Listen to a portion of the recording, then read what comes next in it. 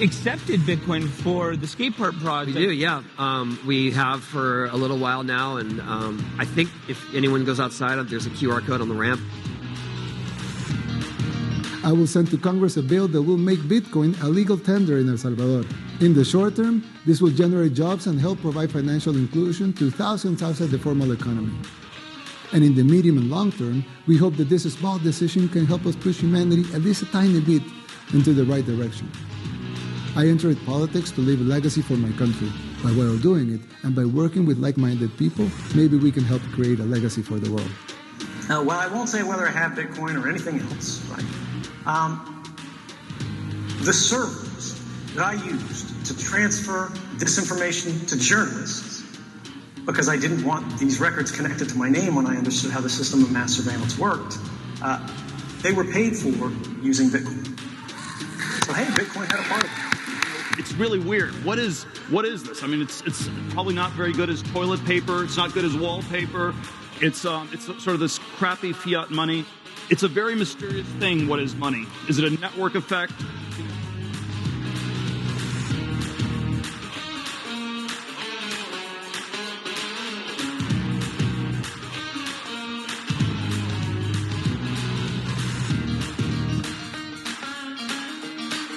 All of you, I know, are here, again, not because you love a currency, but because you love our country, you love democracy, you love freedom. And in that sense, your support of Bitcoin puts you in the same category as the framers of the Constitution that gave us that Bill of Rights, that created these democratic institutions. And you are the current manifestation of that impulse. So thank you all very much. Make the 2024 election a referendum on sound money in the United States. Whatever my companies can do to make it accessible to everyone is how I'm going to spend the rest of my life. Like, if I were not at Square or Twitter, I'd be working on Bitcoin. If it needed more help than Square and Twitter, I would leave them for Bitcoin. But in addition, for the unbanked, just think, if you have a cell phone, you can be your own banker. And that's what Bitcoin does for unbanked communities. Yeah, there's certainly an irony in having a panel about a civil war when the entire point of the technology is really for peace. Right. I didn't realize that there was, that this level of contention would actually arise, and I wish I'd just spoken to more people in person earlier. We're excited to highlight 3 new Bitcoin products in Cash App, all of which further our mission of making it as easy as possible for anyone to join the Bitcoin revolution.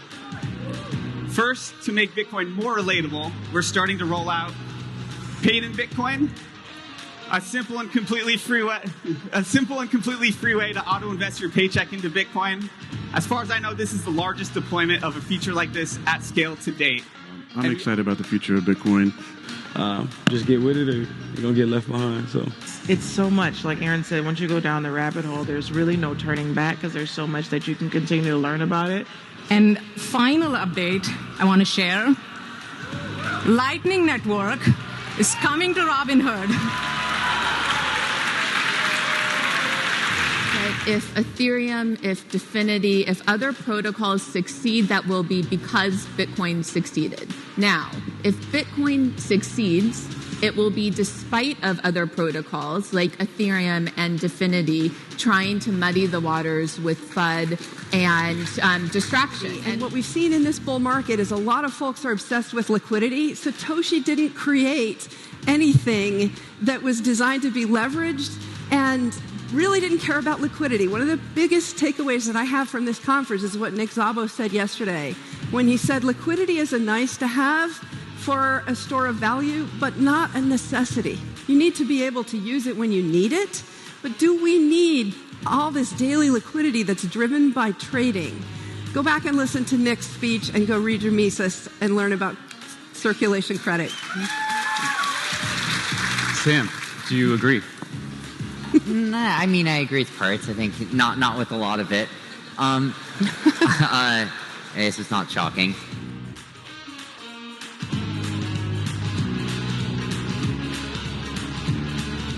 After all I've learned, I intend, as President of the United States, to sign an executive order on day one directing the Department of Justice and the U.S. Marshals to transfer the approximately 200,000 Bitcoin held by the U.S. government to the United States Treasury, where it will be held as a strategic asset.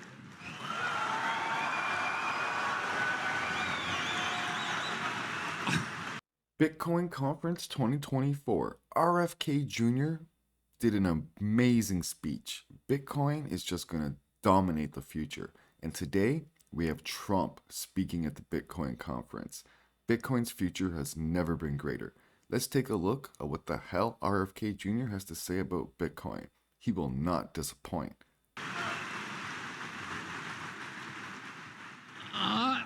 On day one as president, I will sign another executive order directing the U.S. Treasury to purchase 550 Bitcoin daily until the U.S. has built a reserve of at least 4 million Bitcoins.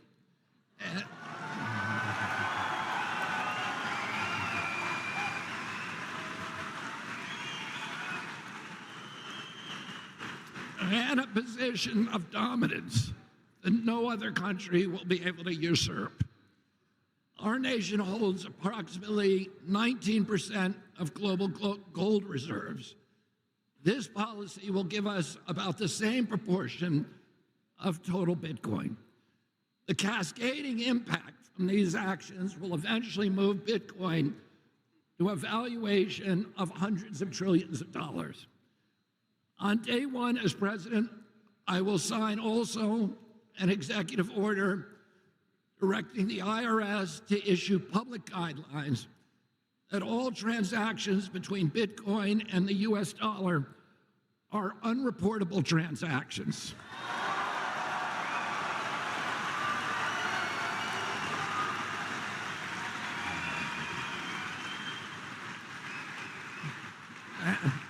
And by extension, non-taxable.